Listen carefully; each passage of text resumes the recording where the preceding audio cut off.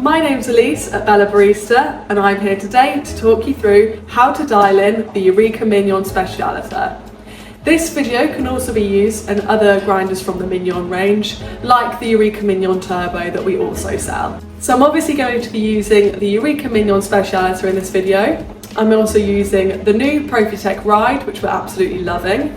I've got a nice fresh bag of our Aurora blend and a low profile set of scales, along with a tamper and a knockout box.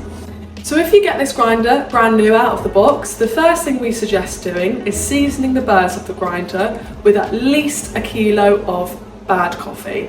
So when I say bad coffee, this doesn't have to be nice coffee that you buy from us or any other specialty organic coffee roasters. You can buy just cheap supermarket coffee. All we want you to do is season the burrs of the grinder, which will coat all the burrs with coffee oils so you start getting nice consistent results. It'll also allow any metal swarf that's been left in the grinder during the manufacturing to be pushed out so you don't drink any of that when you actually start with your nice coffee. So once you've seasoned the burrs of your grinder, we can dive in with the nice coffee. So let's fill up the hopper. It might take you a lot of coffee to get it dialed in to start with, so I'm going to fill the hopper quite high up.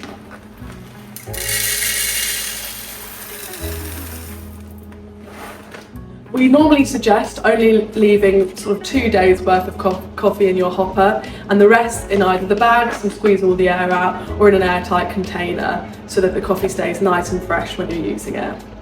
So I'm just going to start with the grinder in the manual mode. So that's 2 fingers on these 2 squares here, and you can see that it's gone into the manual grinding mode. So this will just keep on grinding all the coffee that you've got in the hopper. So what I want to do is look out for consistency to start with. So I'm aiming for talcum powder-like consistency when it forms in my hand, but when I rub it between my fingers, there's slight graininess, like sand.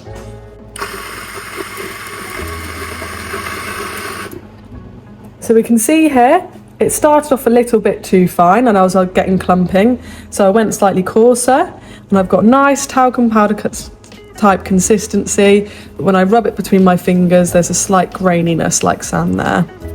So now I'm going to start with running the coffee through the machine and seeing how the grind consistency works out. So I'm going to grind directly into my porter-filled handle because my low profile set of scales are large enough for me to do so. If you're using nice small little scales, it might be worth dosing directly into a cup first, just so that you can tear the weight on your scales.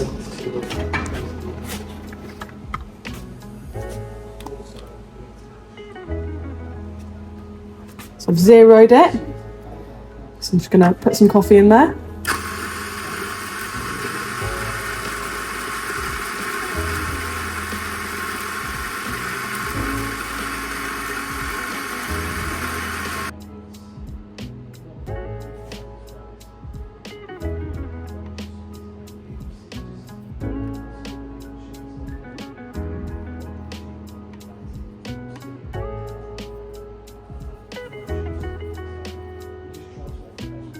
So I'm going to be working on a 2-to-1 ratio. So that's 18 grams of coffee ground for 36 grams of espresso out, and we want that to extract in 25 to 32 seconds.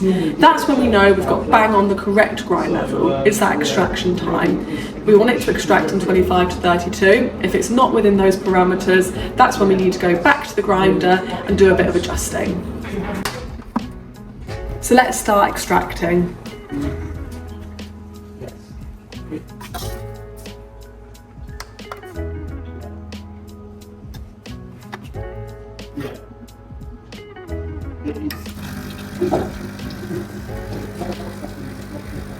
So remember, I'm looking for 36 grams out in 32 seconds. I've got the shot timer on the machine here. So we're already at 15 seconds and only 0.5 grams has hit the cup.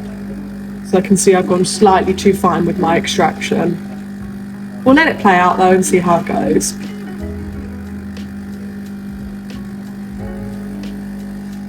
So we're already past our extraction window and only 4 grams has come through, so we'll stop that espresso. So we're going to go back to the grinder because I need to go coarser with my grind level. So I'm going to make sure that whilst I'm adjusting the grinder, I'm also running coffee through it. So this allows the burrs to properly get to that correct grind adjustment, so that the time you actually start making your coffee, the right grind level would be there.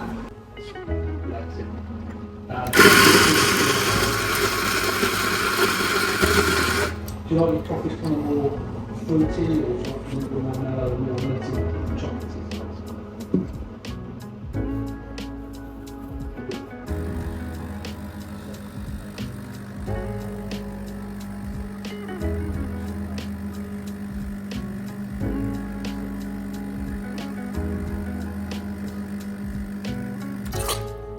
So we're laughing a bit here in the studio at Bella because it looks like I went a little bit too coarse on that tiny adjustment that I made, and that just proves how small I need to make the adjustment. So I'm going to make it slightly finer again, and hopefully we'll be bang on in the next extraction.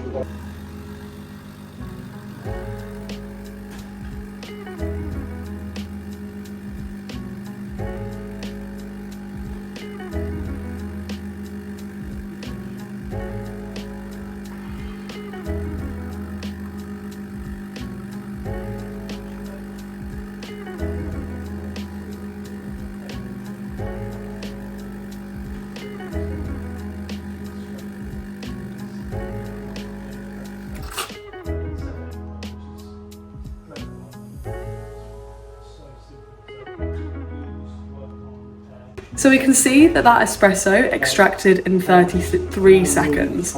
So I just need to go back to my grinder and make a tiny adjustment, and we should be bang on in the next extraction.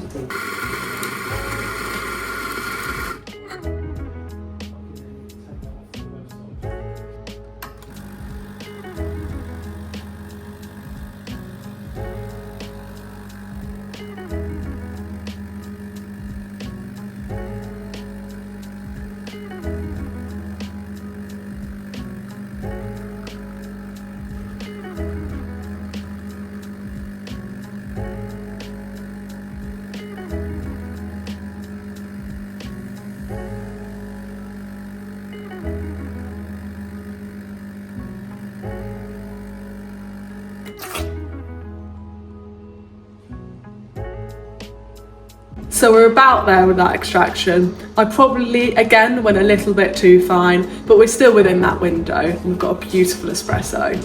So now that we've got the correct grind level, we're going to set up the timer feature on this grinder. So we're going to click on the double espresso button, so 18 grams of coffee like we've been working on.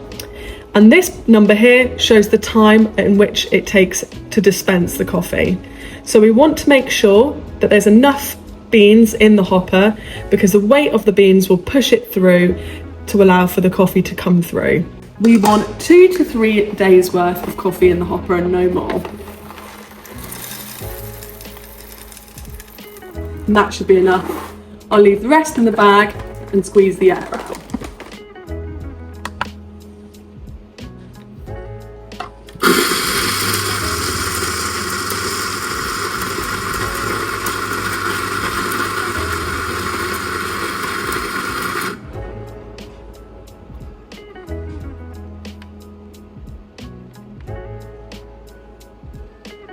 So we can see here that only 15.8 grams of coffee went into the portafilter handle with the 9.1 seconds that was set up here. So if I just add a bit more on there.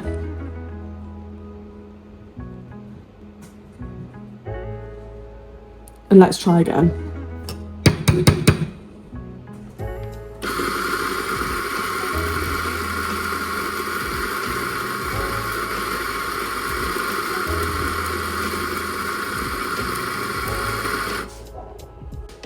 And there we have it, bang on, 10.6 seconds for your 18 gram dose.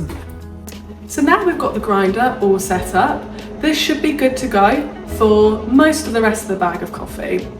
As the coffee gets towards the end or the bottom of the bag, and you'll find this more with a kilo when you've got more coffee, you might need to make small micro adjustments right towards the end. And vice versa, when you put a fresh bag of coffee, you might need to make a small micro adjustment finer, or even if you're changing the varietal of your coffee. but this should be good to go for pretty much every day now. So I really hope you've enjoyed this small video on how to dial in your Eureka Mignon Specialita. If you have any more questions, don't hesitate to reach out or pop them in the comments below. Don't forget to like and subscribe, and we'll see you next week.